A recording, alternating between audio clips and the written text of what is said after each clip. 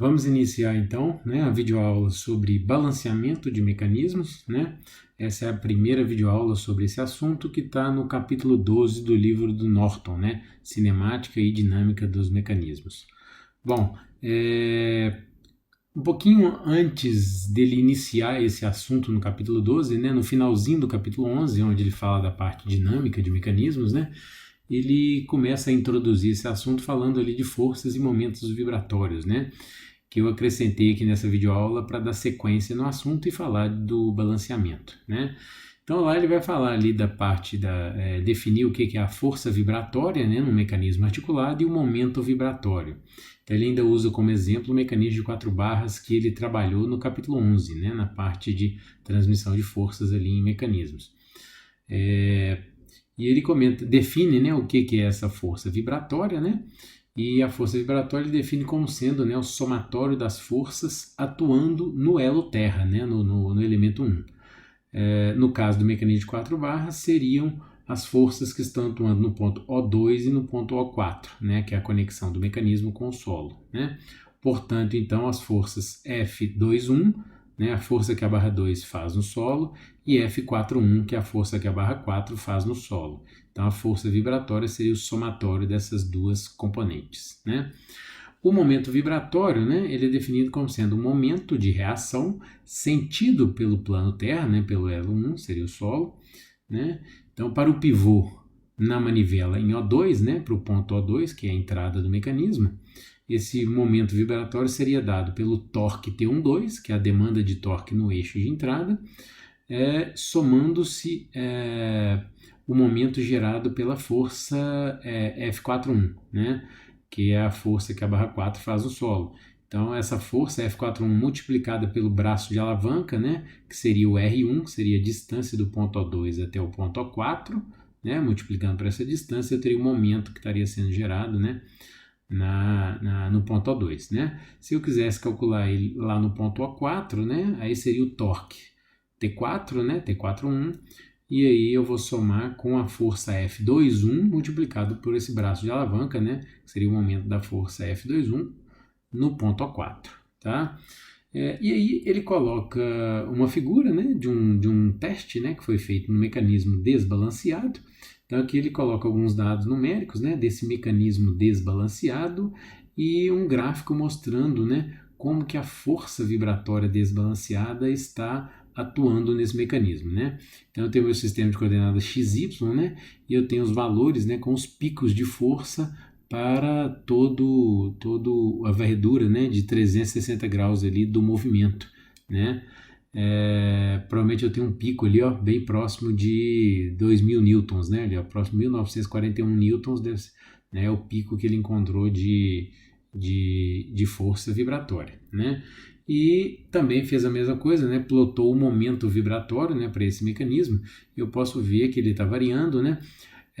O pico de força, eu observei na figura anterior, né, que ele está ocorrendo ali próximo do ângulo, talvez 330 graus, algo do gênero, né, e eu posso ver que é mais ou menos onde eu contesto também o valor de momento vibratório, né, mais alto, né, onde eu tenho maior perturbação devido a essa força, né. Se eu deixar o meu mecanismo trabalhar com uma força vibratória, um momento vibratório muito elevado, isso vai atrapalhar a transmissão de potência e vai atrapalhar o rendimento mecânico dele, né? Além de poder também gerar desgaste prematuro, né? Então ele introduz esse assunto, né, comentando que é importante, né, num mecanismo de 4 barras, como em vários outros tipos de mecanismos, você fazer um balanceamento, né, para equilibrar essas massas desbalanceadas, né, no mecanismo, né? E ele faz, né, esse comentário, né? O que a força vibratória vai gerar? Ele vai tender a movimentar o plano terra, né, para frente e para trás, e o momento vibratório vai tender a chocar-se, né, com o plano de referência, né, ao longo do eixo de acionamento, ou seja, eles vão tender a criar uma vibração, né, nesse mecanismo, né? Então ele comenta, geralmente procura-se minimizar esses efeitos, né? E ele cita 3 formas de poder tentar reduzir esse efeito. Uma delas é o balanceamento, né? O que a gente vai discutir aqui.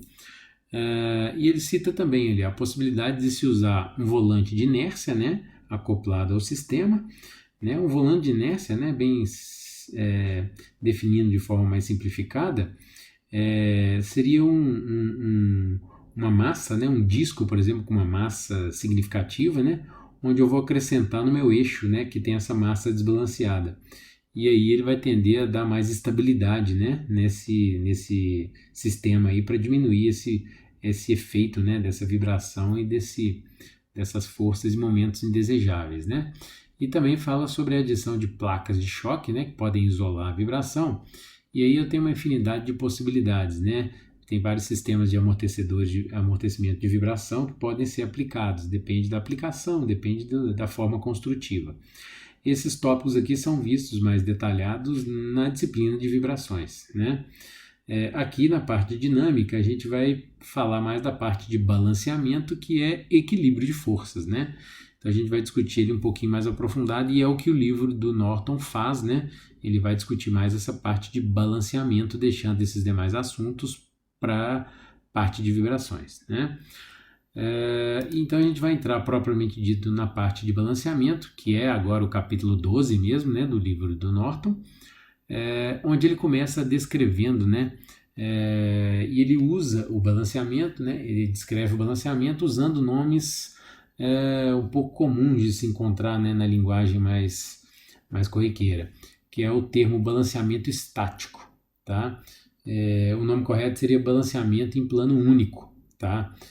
Por que esse nome aqui talvez não é tão adequado, né, de ser utilizado? Porque quando eu falo a palavra estática, né, me dá a ideia de ausência de movimento, né? Ele está parado. E para balancear o mecanismo eu preciso de ter movimento, né, para identificar essa força desbalanceadora, né? Então ele comenta, né, apesar do nome, ele é aplicado em elementos em movimento, tá? O nome correto seria esse, balanceamento em plano único. Então se eu preciso balancear o mecanismo é apenas em um plano, por exemplo, o plano XY, né, que é o plano aqui do quadro, do slide, eu posso chamar esse balanceamento de balanceamento estático, tá? A exigência que eu tenho é que a soma de todas as forças, né, nesse sistema, incluindo as forças inerciais, deve ser zero, né? Então, o somatório de todas as forças menos massa vezes aceleração é igual a zero. É o princípio de equilíbrio dinâmico, né? O princípio de D'Alembert, né? Que a gente já estudou. Então, nesse caso do balanceamento estático ou balanceamento em plano único, é um problema essencialmente bidimensional, tá? Então, ele me mostrou uma figura de um elo, né, bidimensional, né, no plano XY, no formato de um V, né? E é um elo desbalanceado, né, que eu posso observar que o centro de massa, né, global do elo ele está desalinhado com o centro de rotação. Então, obviamente que isso vai me gerar uma vibração se esse elo começar a girar, né, com uma velocidade ômega. Ele pegou e dividiu esse elo aqui, ó, nessa linha tracejada, e é como se ele estivesse dividindo ele em duas massas separadas. Então, uma massa vai ser a massa M2, que é esse lado direito aqui do elo, da linha tracejada para a direita, e a outra massa ele chamou de M1, que é da linha tracejada para a esquerda, né? Então, a massa M2 vai ter um CG, e a massa M1 também vai ter um CG, um centro de gravidade. Esse daqui é o CG do elo global, né? O elo total, tá? E ele vai desenvolver as equações para como fazer o balanceamento desse elo, né? E depois resolver um probleminha numérico para poder fazer um balanceamento aplicando essas equações, né? Então a primeira coisa que ele mostra, né, seria o modelo dinâmico, né, desse elo. Então, como ele separou as massas, ele considera então a massa concentrada no centro de gravidade, né, para representar esse diagrama. Então eu tenho a massa M2, a massa M1, né? E aí eu começo a definir alguns parâmetros importantes aqui, ó. A distância do centro de rotação até o CG da massa, ele usou a letra R para representar essa distância. A mesma nomenclatura que ele usou no capítulo 11, né, para representar os vetores que posicionam as forças que estão atuando no mecanismo, né? A massa M1, ele usa o vetor R1, né? Para poder balancear esse sistema, eu vou ter que botar uma massa que esteja oposta, né, a essas massas, né? Então ele colocou aqui numa posição qualquer uma massa que ele chamou de MB. Eu posso considerar a MB a massa de balanceamento, né? E ela vai ter que estar numa determinada posição que vai ser definida pelo vetor RB, né? Então, olha, deseja-se definir o valor da massa de balanceamento MB e a sua posição RB, né, que devem ser adicionadas ao sistema para satisfazer o balanceamento.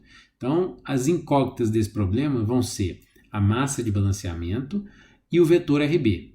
Quando eu falo vetor RB, aqui dentro eu tenho duas incógnitas, né? Uma delas é o módulo do vetor, que é a magnitude, ou seja, a distância do centro de rotação até o CG da massa, e a outra vai ser o ângulo de posicionamento desse vetor, né? E eu vou medir de acordo com o meu eixo X, também a mesma nomenclatura do capítulo 11, tá? Então eu vou considerar, se esse ângulo for medido do eixo X no sentido anti-horário, ele é positivo. Se ele for medido no sentido horário, ele vai ter um sinal negativo, tá? Sempre medido de um sistema de coordenadas não rotacionável, né? Com eixo X sempre na horizontal, tá?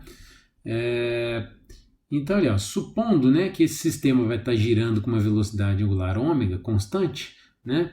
Ele vai fazer a consideração que as acelerações das massas serão estritamente centrípetas, né? Se ele vai ter, se está girando com velocidade constante, ele não tem aceleração tangencial, vai ser basicamente aceleração centrípeta, né? Porque o raio também não está variando.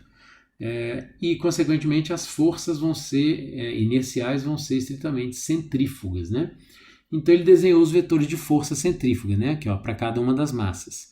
Para calcular essa força centrífuga, ela vai depender da massa, do raio, né, o R2, e da velocidade angular ao quadrado, né? Então, aqui é a forma como calcular a força centrífuga que está atuando, nesse caso, na massa 2. Para a massa 1 é semelhante, né, só que com os parâmetros da massa 1, e da massa de balanceamento a mesma coisa. Então, essas três forças são as forças centrífugas que eu vou considerar naquela equação de princípio de equilíbrio dinâmico, né, que a gente acabou de ver, tá? Então, como é que vai ficar? Eu vou definir, então, né, no meu sistema de coordenadas, como essas forças vão estar apontando para fora, ele considerou todos os vetores negativos. Então, ele pegou o somatório da força centrífuga da massa 1, também da massa 2 e também da massa de balanceamento, e igualou a zero, né, considerando que para eu balancear o meu sistema, eu quero que esse somatório aqui dê igual a zero. Se isso for verdade, quer dizer que o meu sistema está em equilíbrio dinâmico, né? Então, veja bem, o que eu posso observar? O ômega aparece em todos os termos, né? A velocidade angular ao quadrado. Ou seja, aqui de cara eu já vou poder simplificar, né? Cortar o ômega ao quadrado, né? E a princípio a gente pode achar estranho, mas o balanceamento não vai depender da rotação. Não é que o balanceamento não depende da rotação. Nós estamos usando a equação de equilíbrio dinâmico, né?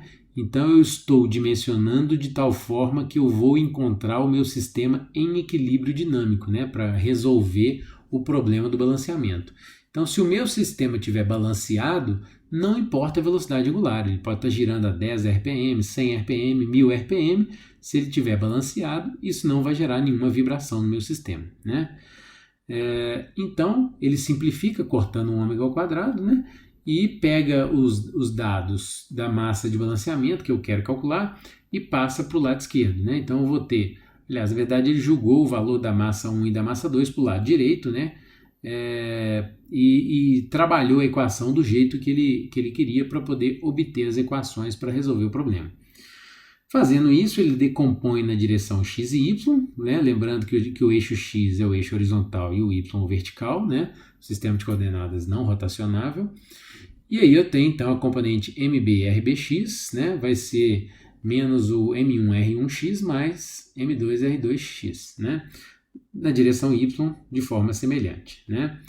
Então ele comenta ali, ó, o lado direito, né, dessas duas equações são conhecidos, né? Porque se eu quero balancear o meu sistema, ele tem que me informar os dados da massa 1 e da massa 2.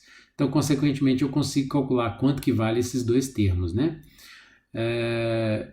Só que como eu tenho três parâmetros para poder calcular, né? A massa, o raio e o ângulo de posicionamento, né? Ele converte isso para coordenadas polares, né? Para poder encontrar o ângulo de posicionamento do vetor, tá? Então, essa equação, né? A equação que ele obtém para calcular o ângulo θb, que é o ângulo que vai posicionar a massa de balanceamento, né? E aí ele faz uma simples manipulação matemática, né, usando trigonometria, né, no vetor RB, né, pegando aqui basicamente Pitágoras, né, no vetor, e aí depois ele pega isso daqui, multiplica por MB dos dois lados, joga o MB para dentro da raiz, depois multiplica lá dentro e encontra essa equação aqui, ó, né? Então, basicamente, com essa equação eu calculo o θB, que é o ângulo de posicionamento, e com essa equação eu vou achar o produto massa-raio, tá? E o livro faz alguns comentários importantes aqui, ó. Primeira coisa, na equação para calcular o ângulo, né, de que posiciona, né, a massa de balanceamento, eu tenho que observar, né, que o numerador e o denominador possuem um sinal, né? E ele comenta que esses sinais devem ser mantidos, né, de tal forma que vai encontrar um θB no quadrante correto, tá? Então eu tenho que analisar, né, a componente x e y, né, se vai ser positivo, se vai ser negativo, para saber em qual dos 4 quadrantes eu estou, né? Eu só vou ter um problema quando os dois sinais forem negativos, né? Porque aí o menos corta com menos, né? E aí ele pode me dar uma resposta que está no quadrante errado, tá? Nós vamos resolver um probleminha agora que isso acontece, então vocês vão entender muito bem o que tem que ser feito, tá? Eu vou deixar para explicar isso mais detalhado lá no problema numérico. E outra observação que ele faz é que o produto massa-raio, né, obtendo o valor do produto massa-raio, eu tenho uma infinidade de soluções disponíveis, né? Então cabe a mim decidir qual dos dois parâmetros eu quero fixar, né? Se eu quero fixar a distância, R, e calcular a massa, ou se eu quero fixar a massa e calcular a distância que eu vou ter que usar, tá? Tanto faz, né? Então, né, o elo, né, balanceado estaticamente, nesse elo eu teria que acrescentar essa massa de balanceamento, né, e aí eu estaria trazendo o centro de gravidade do conjunto, né, para o centro de rotação, fazendo com que o elo estivesse totalmente balanceado, né, então se ele girar com uma velocidade angular qualquer, ele não vai gerar vibração, né. E aí na solução, né, do exemplo numérico, né, que eu acabei de falar, ele pegou esse elo com esse formato, né, e descreveu as variáveis, né? Então ele pediu para considerar a massa M1 como sendo 1,2 kg, a massa M2 1,8 kg, o ômega 40 radianes por segundo, apesar de que ele não vai ser importante para esse problema, o vetor R1, né, esse vetor R1, a magnitude dele 1,135 metros, e o ângulo, né, esse ângulo aqui de 113,4, né, para ficar bem claro aí para todo mundo, né, vamos representar ele aqui, o valor do ângulo, deixa eu pegar aqui a caneta só para marcar, o valor do ângulo 113,4 vai ser o ângulo que vai do eixo X até o vetor R1, né, esse ângulo aqui, ó, esse que é o ângulo 113,4. Já o ângulo 48,8, que vai posicionar o vetor R2, é esse ângulo que vai do eixo X até o vetor R2, né? Então, dessa forma que eu faço a medição dos ângulos. Se o ângulo tem sinal positivo, eu vou girar do eixo X até a barra no sentido anti-horário. Se ele tivesse com sinal negativo, eu ia girar do eixo X até a barra no sentido horário, tá? Então agora eu quero balancear o meu sistema. Então eu vou pegar esses dados e jogar naquela equação que a gente acabou de ver, né? Então a primeira coisa que ele faz é decompor o vetor R1 e R2, né? A gente tem um ângulo, então ele decompôs na direção x e y, né? Repare que o vetor R2 está no primeiro quadrante, as duas componentes com sinal positivo. O vetor R1 já está no segundo quadrante, x é negativo e o y positivo, né? Julgando então nas equações, ele encontrou o MB-RBX igual a menos 4,33 e o MB-RBY igual a menos 2,363. Julgando na equação para calcular o ângulo θB, repare que cai exatamente naquela situação que eu tinha comentado com vocês, né? Os dois termos são negativos, né? Se eu tiver somente um termo negativo, ou no numerador ou no denominador, ele vai me dar o cálculo, né, da forma correta. Ou se os dois forem positivos, né, eu vou achar o valor do ângulo no primeiro quadrante. Como eu tenho os dois negativos, o que vai acontecer? o menos vai anular e eu vou calcular o ângulo, na verdade, no primeiro quadrante. Se vocês resolverem essa conta aqui, ó, vocês vão encontrar 79,6 graus, né? Então aqui, ó, nessa figurinha aqui a gente entende melhor.